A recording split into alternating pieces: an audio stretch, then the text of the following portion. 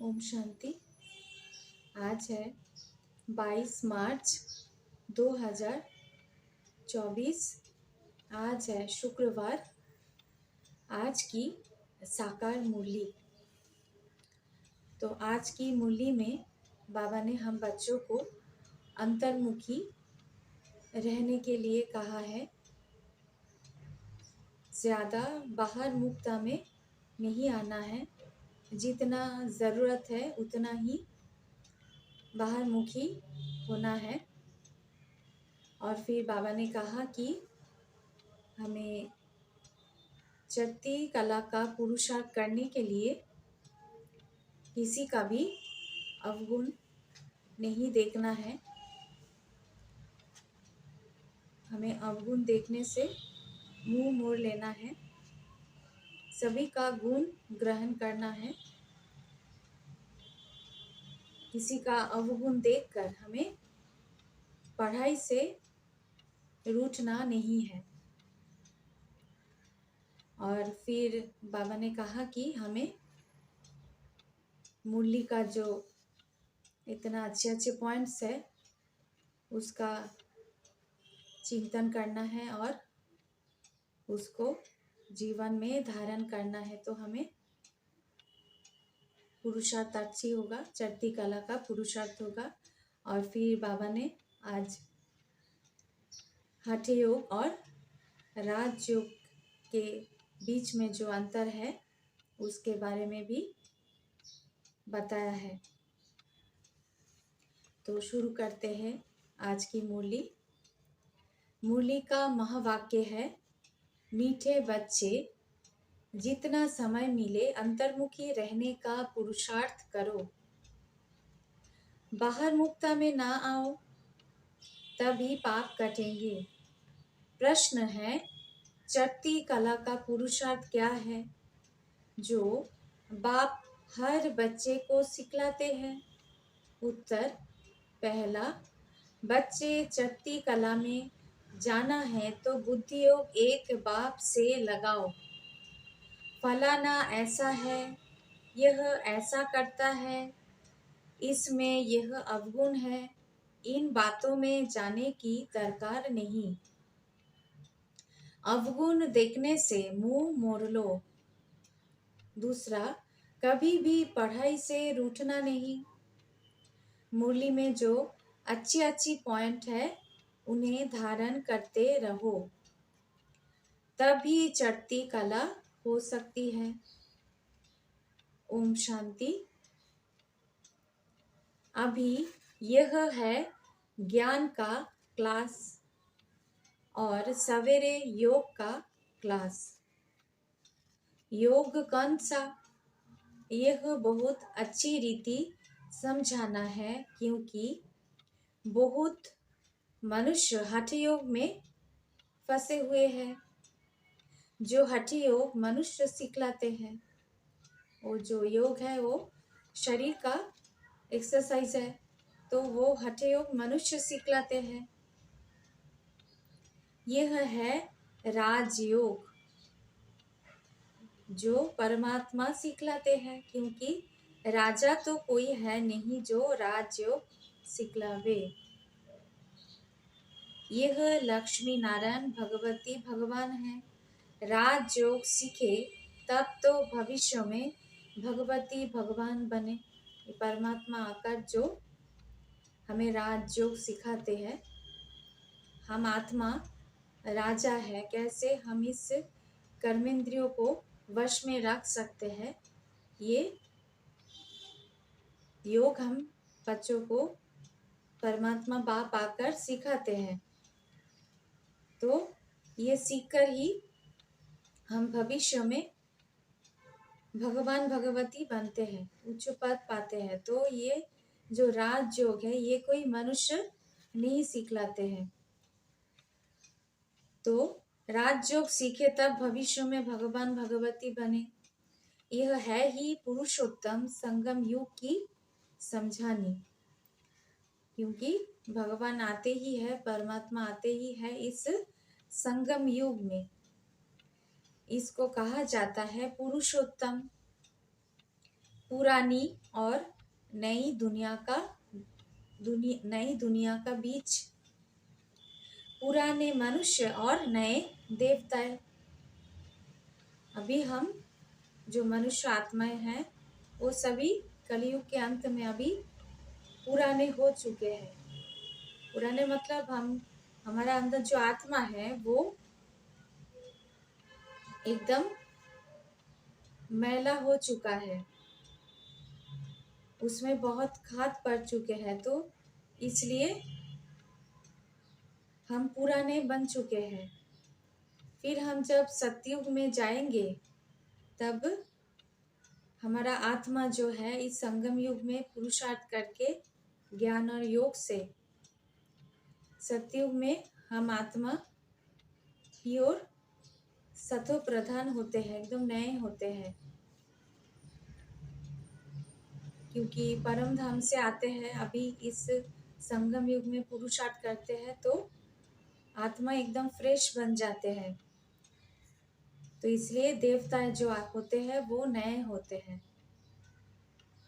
क्योंकि आत्मा सतो प्रधान होते हैं। इस समय सभी मनुष्य पुराने हैं, अभी कलयुग के अंत है, इसलिए सभी मनुष्य आत्मा अभी पाप आत्मा बन चुके हैं, तो इसलिए पुराने हैं। नई दुनिया में नई आत्माएं देवताएं होते हैं, क्योंकि परम धाम से नए नए आत्माएं सतयुग में आते हैं, तो नई आत्माएं हैं, पवित्र होता है। वहाँ मनुष्य नहीं कहेंगे, भल है मनुष्य परंतु दैवी गुणों वाले हैं, इसलिए देवी देवता कहा जाता है वो भी मनुष्य, मगर उनमें दैवी गुण है, इसलिए देवी देवता कहा जाता है। पवित्र भी रहते हैं। बाप बच्चों को समझाते हैं काम महाशत्रु है। यह रावण का पहला भूत है, जो 5 विकार है उसमें से पहला जो विकार है वो है काम। तो यह रावण का पहला भूत है। कोई बहुत क्रोध करते हैं तो कहा जाता है भो क्यों करते हो। यह 2 विकार बड़े शत्रु है। लोभ मोह के लिए भो नहीं कहेंगे। ये काम और क्रोध, ये है 2 मेन विकार। मनुष्यों में साइंस घमंड के कारण क्रोध कितना है, यह भी बहुत नुकसान कारक है। काम का भूत आदि मध्य अंत दुख देने वाला है। 1-2 पर काम कटारी चलाते हैं। यह सब बातें समझकर फिर औरों को समझानी है।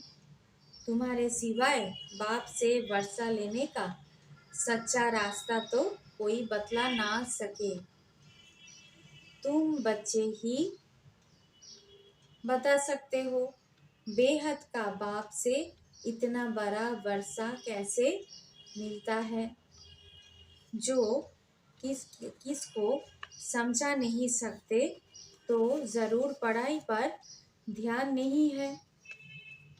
बुद्धि योग कहाँ भटकता है, युद्ध का मैदान है ना। ऐसे कोई मत समझे, सहज बात है। मन के तूफान बा विकल्प ढेर के ढेर ना चाहते हुए भी आएंगे, इसमें मुझना नहीं है। योग बल से ही माया भागेगी, इसमें पुरुषार्थ बहुत है। धंधे धोरी में कितने थक जाते हैं, क्योंकि देह अभिमान में रहते हैं। देह अभिमान के कारण बहुत बातचीत करनी पड़ती है। बाप कहते हैं देही अभिमानी बनो। देही अभिमानी बनने से जो बाप समझाते हैं वही औरों को समझाएंगे। अपने को आत्मा समझ बाप को याद करो। बाप ही शिक्षा देंगे कि बच्चे बाहर मुखी नहीं होना चाहिए, अंतर्मुखी होना है। भल कहाँ बाहर मुखी होना भी पड़े, फिर भी जितनी फुर्सत मिले कोशिश कर अंतर्मुखी होना चाहिए, तभी पाप कटेंगे। हमें ज़रूरत के लिए बाहर मुखी तो होना ही है, मगर हमें अंतर्मुखी जितना हो सके अंतर्मुखी होना है और बाबा को याद करना है, तभी हमारा पाप कटेंगे। नहीं तो ना पाप कटेंगे ना उच्च पद पाएंगे। जन्म जन्मांतर के पाप सिर पर है। सबसे जास्ती पाप ब्राह्मणों के हैं, उनमें भी नंबरवार है। जो बहुत ऊंच बनते हैं वही बिल्कुल नीच भी बनते हैं। जो प्रिंस बनते हैं उनको ही फिर बेगार भी बनना है। ड्रामा को अच्छी रीति समझना है। जो पहले आए हैं वो पिछाड़ी में आएंगे। जो पहले पावन बनते हैं वही पहले पतित बनते हैं। बाप कहते हैं मैं भी आता ही हूँ इनके बहुत जन्म के अंत में, सो भी जब वानप्रस्थ अवस्था है। माना ब्रह्मा बाबा का जब 60 साल का उम्र था, उस समय में परमात्मा शिव ने उनके तन में प्रवेश किया था। तो बाप कहते हैं मैं भी आता हूँ इनके बहुत जन्म के अंत में। ब्रह्मा बाबा ने बहुत सारा जन्म लिया है, उसका जो लास्ट जन्म है उस जन्म में सो भी वानप्रस्थ अवस्था में परमात्मा शिव ने उनके शरीर में प्रवेश कर ये ज्ञान दिया है। इस समय छोटे बड़े सबकी वानप्रस्थ अवस्था है। बाप के लिए गायन है सर्व की सद्गति करने वाले वो होते ही है पुरुषोत्तम संगम युग पर। यह पुरुषोत्तम संगम युग भी याद रखना चाहिए। जैसे मनुष्यों को कलियुग याद है, संगम युग सिर्फ तुमको याद है। तुम्हारे में भी नंबरवार है। बहुतों को तो अपना गोरख धंधा ही याद रहता है। बाहर से मुंह हटा हुआ हो तो धारणा भी हो जाए। एक कहावत है अंत काल जो स्त्री सिमरे। जो गीत बा श्लोक अच्छे अच्छे हैं, जिनका हमारा ज्ञान से कनेक्शन है, वो रखने चाहिए। एक कहावत है अंतकाल जो स्त्री सिमरे। तो हम लास्ट समय में जिसका चिंतन करेंगे वैसे ही हमारा जन्म होगा। तो हमें इस संगम युग में हर समय हर पल बाबा को याद करना है अंत तक। तो इसलिए बाबा ने कहा कि जो गीत व श्लोक अच्छे अच्छे हैं, जिनका हमारा ज्ञान से कनेक्शन है, वो रखना चाहिए। जैसे चीची दुनिया से जाना ही होगा। दूसरा नैनहीन को राह दिखाओ। बाबा गीत के बारे में यहाँ पर बता रहे हैं। जिस गीत को याद करने से हमें ज्ञान याद आ जाते हैं। दूसरा है नैनहीन को राह दिखाओ प्रभु। ऐसे ऐसे गीत अपने पास रखने चाहिए। बनाए तो मनुष्य ने है, जिनको इस संगम का पता ही नहीं है। इस समय सब ज्ञान नयनहीन अंधे हैं।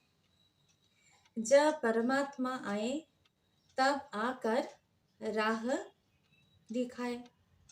अकेले को तो नहीं दिखाएंगे। जब परमात्मा आते हैं तभी आकर वो हमें ज्ञान की राह दिखाते हैं। तो वो खाली एक के लिए नहीं, सभी के लिए, सभी पतित मनुष्य आत्मा के लिए। अनेक अकेले को तो नहीं दिखाएंगे। यह है उनकी शिव शक्ति सेना। यह शक्ति सेना क्या करती है? श्रीमत पर नई दुनिया की स्थापना। तो नई दुनिया की स्थापना श्रीमत पर होती है। तुम भी राजयोग सीखते हो जो भगवान के सिवाय कोई सिखला ना सके, क्योंकि ये नॉलेज किसी के पास नहीं है।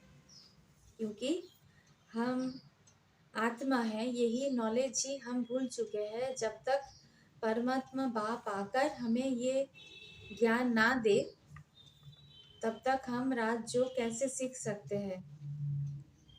राजा कौन है? आत्मा जो राजा है, यही हम भूल चुके हैं।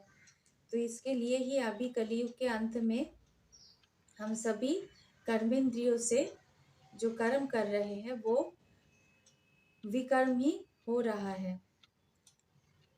तो जब तक भगवान आकर हमें ये परिचय ना दे, तो हम राजयोग सीख नहीं सकते, कोई मनुष्य सिखा नहीं सकते।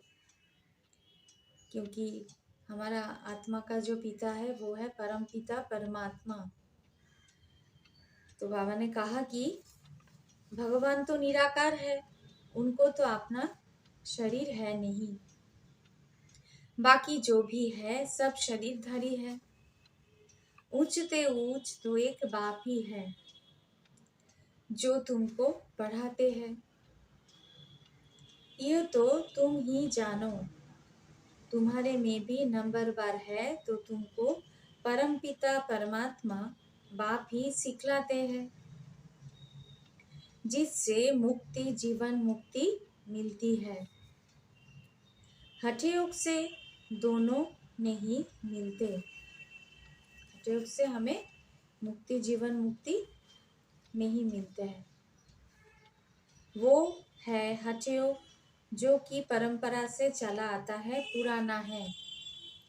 यह राजयोग सिर्फ संगम युग पर बाप सिखलाते हैं। ये जो राजयोग है, जब तक बाबा नहीं आते हैं तब तक ये कोई सिखा ना सकते हैं, नहीं सिखा सकते हैं।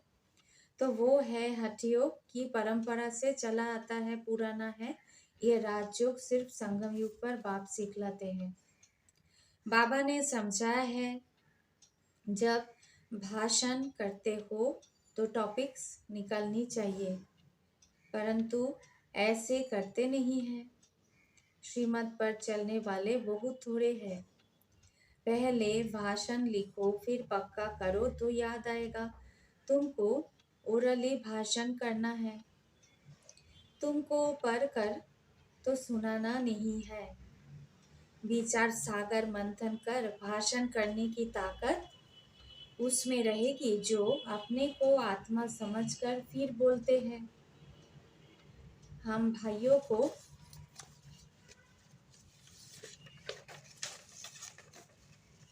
सुनाते हैं, ऐसे समझने से ताकत रहेगी। हम आत्मा भाई को सुनाते हैं तो ऐसे सुना समझाने से ताकत रहती है, ऐसे समझने से ताकत रहेगी। यह बहुत ऊंची मंजिल है ना। पान का बीड़ा उठाना मासी का घर नहीं है। जितना तुम रुस्तम बनेंगे उतना माया का वार होगा। अंगद बा महावीर भी रुस्तम था। तब कहा रावण भी हमको हिलाकर दिखाए। यह स्थूल बातें नहीं, शास्त्र में यह दंत कथाएं है। ये अभी संगम का ही बात है कि जितना हम पुरुषार्थ करेंगे, जितना हम खुद को मजबूत बनाएंगे, उतना ही माया रुस्तम होकर लड़ेंगे। तो ये अंगद बा महावीर हम बच्चे ही बनते हैं। वो तो शास्त्रों में कथा लिख दिया है, हम अभी वो पुरुषार्थ करते हैं। ये कान जो परमात्मा बाप का सुनहरी ज्ञान सुनने वाले थे, वो दंत कथाएं सुन सुन कर एकदम पत्थर बन गए हैं। भक्ति मार्ग में माथा भी घिसाया तो पैसा भी गवाया, सीढ़ी नीचे ही उतरते आए। 84 जन्म की भी कहानी है ना, जो भी भक्ति की है नीचे ही उतरे हैं। अब बाप ऊपर चढ़ना सिखलाते हैं। आप तुम्हारी चढ़ती कला है। अगर बुद्धि योग बाप के साथ नहीं लगाएंगे तो नीचे ही गिरेंगे। बाप को याद करते हो तो ऊपर चढ़ते हो। मेहनत है बहुत, परंतु बच्चे गफलत करते हैं। धंधे में बाप को और नॉलेज को भूल जाते हैं। माया तूफान में लाती है, फौलाना ऐसा है, यह करता है, यह ब्राह्मणी ऐसी है, इसमें यह अवगुण है। अरे इसमें तुम्हारा क्या जाता है? सर्वगुण संपन्न तो कोई बना नहीं है। कोई का अवगुण ना देख गुण ग्रहण करना है। अवगुण देखो तो मुंह मोड़ लो। मूली तो मिलती है, वो सुनते धारण करते रहो। बुद्धि से समझना है, यह बाबा की बात बिल्कुल ठीक है। जो बात ठीक ना लगे छोड़ देनी चाहिए। पढ़ाई से कभी रूठना नहीं चाहिए। ब्राह्मणी से पढ़ाई से रूठना गोया बाप से रूठना। ऐसे बहुत बच्चे हैं जो फिर सेंटर पर नहीं आते हैं। भल कोई कैसा भी हो है, तुम्हारा काम मुरली से है। मुरली जो सुनाए उनमें से अच्छी अच्छी पॉइंट धारण करनी है। किसी से बात करने में मज़ा नहीं आता तो शांत करके मुरली सुनकर चले जाना चाहिए। रूठना नहीं चाहिए कि हम यहाँ नहीं आएंगे। नंबर 1 तो है, यह भी अच्छा है जो सुबह को तुम याद में बैठते हो। बाबा आकर सर्च लाइट देते हैं, बाबा अनुभव सुनाते हैं। जब बैठते हैं तो जो अनन्य है वो बच्चे पहले याद आते हैं। भल विलायत में है, कलकत्ते में है, तो पहले अनन्य को याद कर सर्च लाइट देते हैं। बच्चे तो भले यहाँ भी बैठे हैं, परंतु बाबा याद उनको करते हैं जो सर्विस करते हैं। जैसे अच्छे बच्चे शरीर छोड़ जाते हैं तो उनकी आत्मा को भी याद करते हैं, बहुत सर्विस करके गए हैं। तो ज़रूर यहाँ ही नज़दीक कोई घर में होंगे, तो उनको भी बाबा याद कर सर्च लाइट देते हैं। है तो सब बाबा के बच्चे, परंतु अच्छी अच्छी सर्विस करते हैं, ये तो सब जानते हैं। परंतु कौन कौन अच्छी सर्विस करते हैं ये तो सब जानते हैं। बाबा ने कहा यहाँ सर्च लाइट दो, तो देते हैं। 2 इंजन है ना, ये भी इतना उच्च पद पाते हैं तो ज़रूर ताकत होगी। भल बाबा कहते हैं हमेशा यही समझो कि शिव बाबा पढ़ाते हैं तो उनकी याद रहनी चाहिए। बाकी यह जो समझते हो यहाँ 2 बत्ती है तो और तो कोई में 2 बत्ती नहीं है, इसलिए यह 2 बत्तियों के सम्मुख आते हैं तो अच्छी तरह से रिफ्रेश होते हैं। टाइम भी सवेरे का अच्छा है। स्नान कर छत पर एकांत में चले जाना चाहिए। बाबा ने इसलिए बड़ी बड़ी छतें बनाई हैं। पादरी लोग भी एकदम साइलेंस में जाते हैं, ज़रूर क्राइस्ट को याद करते होंगे, गॉड को जानते नहीं। अगर गॉड को याद करते होंगे तो शिवलिंग ही बुद्धि में आता होगा। अपनी मस्ती में जाते हैं तो उनसे गुण उठाना है। दत्तात्रेय के लिए भी कहते हैं वो सबसे गुण उठाते थे। तुम बच्चे भी नंबरवार दत्तात्रेय हो। दत्तात्रेय जैसे सभी प्राणी सभी चीजों से सीखते थे, हर एक चीजों से सीखते थे, हर एक कीट जीव जंतु सबसे सीखते थे वो। तो बाबा हमें उन जैसा दत्तात्रेय जैसा बनने के लिए कह रहे हैं, गुण उठाना है, क्योंकि सब में कुछ ना कुछ गुण है। तुम बच्चे भी नंबरवार दत्तात्रेय हो। ये जो गुण उठाने में इसमें भी नंबरवार है। यहाँ एकांत बहुत अच्छा है, जितनी चाहो कमाई कर सकते हो। बाहर तो गोरख धंधा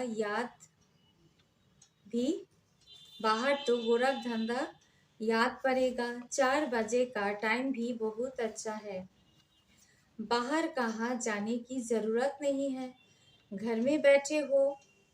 पहरा भी है, यज्ञ में पहरा भी रखना पड़ता है। यज्ञ के हर वस्तु की संभाल रखनी पड़ती है, क्योंकि यज्ञ की एक एक चीज बहुत बहुत वैल्यूएबल है। इसलिए सेफ्टी फर्स्ट। यहाँ कोई आएंगे नहीं, समझते हैं यहाँ जेवर आदि कुछ है नहीं। यह मंदिर भी नहीं है। आजकल चोरी सब जगह होती है। विलायत में भी पुरानी चीजें चोरी करके ले जाते हैं। जमाना बहुत डांटी है, काम महाशत्रु है। वो सब कुछ भुला देता है।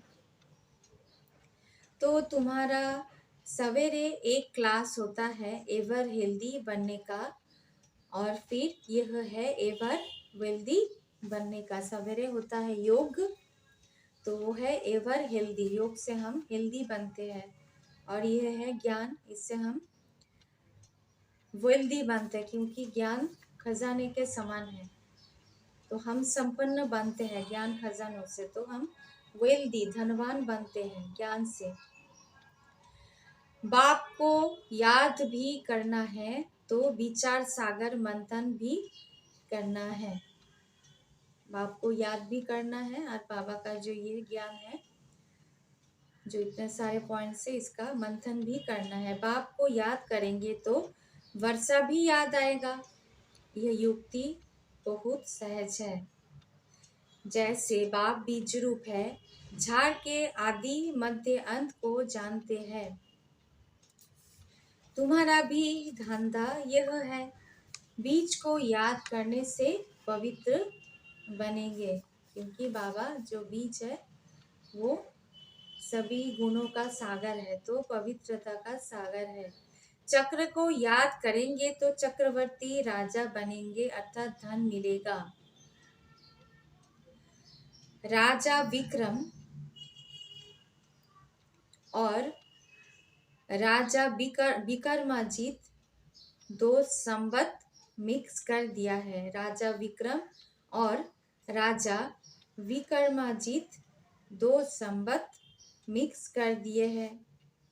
रावण आया तो विक्रम संवत शुरू हुआ, डेट बदल गई, तो विक्रम संवत शुरू होता है। रावण आया, जब से द्वापर शुरू होता है तब विक्रम संवत शुरू होता है। वो चलता है 1 से 2500 वर्ष, फिर चलता है 2500 से 5000 वर्ष तक। हिंदुओं को तो अपने धर्म का पता नहीं। यह एक ही धर्म है जो असली अपने धर्म को भूल अधर्मी बने हैं। धर्म स्थापक को भी भूले हैं। तुम समझा सकते हो आर्य समाज कब शुरू हुआ? आर्य सुधरे हुए, आर्य अर्थात सुधरे हुए सतयुग में थे। जो असल आर्य है वो थे सतयुग में, देवी देवता। अन आर्य अभी है। अब बाप आकर तुमको सुधारते हैं। तुम्हारी बुद्धि में सारा चक्र है। जो अच्छे पुरुषार्थी है वो खुद भी जानते हैं, औरों को भी पुरुषार्थ कराते हैं। बाप है गरीब निवास, गांव वालों को संदेश देना है। 6 चित्र काफी है। 84 का चक्र का चित्र बहुत अच्छा है, उस पर अच्छी तरह समझाओ। सृष्टि चक्र के बारे में 84 के जो चक्र है, जो सीढ़ी का जो चित्र है 84 का, उस पर, और ये जो सृष्टि चक्र है और सीढ़ी का चित्र है उस पर अच्छी तरह से समझाओ। परंतु माया इतनी प्रबल है जो सब कुछ भुला देती है। यहाँ तो दोनों लाइट इकट्ठी है, एक बाप की एक इनकी, दोनों जबरदस्त है। परंतु यह कहते हैं तुम एक ही जबरदस्त लाइट को पकड़ो। सब बच्चा यहाँ भागते हैं, समझते हैं डबल लाइट है। बाप सम्मुख सुनाते हैं, गायन है तुम्ही से सुनूं तुम्ही से बोलूं। परंतु ऐसे नहीं, यहाँ बैठ जाना है। 8 रोज काफी है, अगर बिठा दे तो ढेर हो जाए। ड्रामा अनुसार सब कुछ चलता रहता है, परंतु तुमको आंतरिक खुशी बहुत होनी चाहिए। वो खुशी उन्हें होती जो आप समान बनाते हैं। प्रजा बनाबे तब राजा बने, पासपोर्ट भी चाहिए। बाबा से कोई पूछे तो बाबा फट से कहते हैं अपने को देखो, मेरे में क्या अवगुण है। स्तुति निंदा सब सहन करना पड़ता है। जो यज्ञ से मिले उसमें खुश रहना है। यज्ञ के भोजन से तो बहुत लव चाहिए। सन्यासी थाली धोकर पीते हैं क्योंकि उनका भोजन का महत्व है। समय ऐसा आना है जो अनाज भी ना मिले तो सब कुछ सहन करना पड़ता है, तब पास होगे। अच्छा, मीठे मीठे सिखी लधे बच्चों प्रति माता पिता बाप दादा का याद प्यार और गुड मॉर्निंग। रूहानी बाप की रूहानी बच्चों को नमस्ते। हम रूहानी बच्चों की रूहानी माता पिता बाप दादा को याद प्यार और गुड मॉर्निंग, नमस्ते नमस्ते नमस्ते। धारणा के लिए मुख्य सार। पहला, किसी में भी कोई अवगुण दिखाई दे तो अपना मुंह मोड़ लेना है। पढ़ाई से कभी रूठना नहीं है। दत्तात्रेय मिसाल सबसे गुण उठाने हैं। दूसरा है, बाहर से बुद्धि निकल अंतर्मुखी रहने का अभ्यास करना है। धंधे धोरी में रहते देही अभिमानी रहना है। बहुत बातचीत में नहीं आना है। आज का वरदान है, ईश्वरीय सेवा के बंधन द्वारा समीप संबंध में आने वाले रॉयल फैमिली के अधिकारी भव।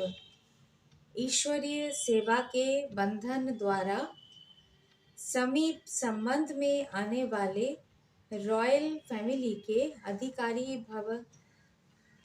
विस्तार है, ईश्वरीय सेवा का बंधन नजदीक संबंध में लाना है।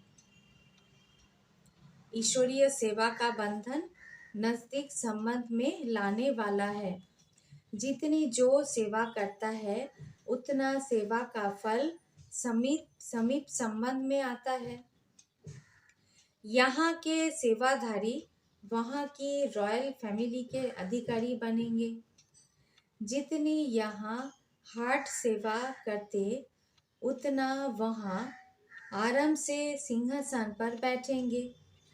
और यहाँ जो आराम करते हैं वो वहाँ काम करेंगे। तो यहाँ पर जो आराम करेंगे वो सतयुग में काम करेगा। जो यहाँ पर हार्ट सेवा करेंगे तो वो सतयुग में आराम करेंगे। तो बाबा ने कहा कि एक एक सेकंड का एक एक काम का हिसाब किताब बाप के पास है। एक एक सेकंड का एक एक काम का हिसाब किताब बाप के पास है। तो वरदान में कहा कि ईश्वरीय सेवा के बंधन द्वारा समीप संबंध में आने वाले रॉयल फैमिली के अधिकारी भव। तो हमें ईश्वरीय सेवा में खुद को बांधना है। तो हमारा जो नज़दीक वाले हैं वो भी ये बाबा का जो नॉलेज है वो भी इस नॉलेज को जान पाएंगे हमारे द्वारा, हमारा सेवा के द्वारा।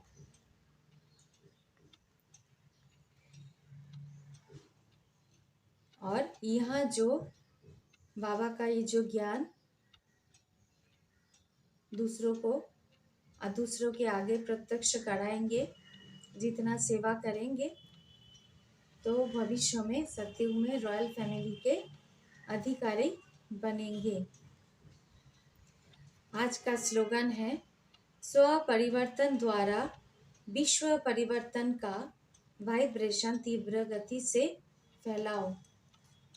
स्व परिवर्तन द्वारा विश्व परिवर्तन का वाइब्रेशन तीव्र गति से फैलाओ। जब हम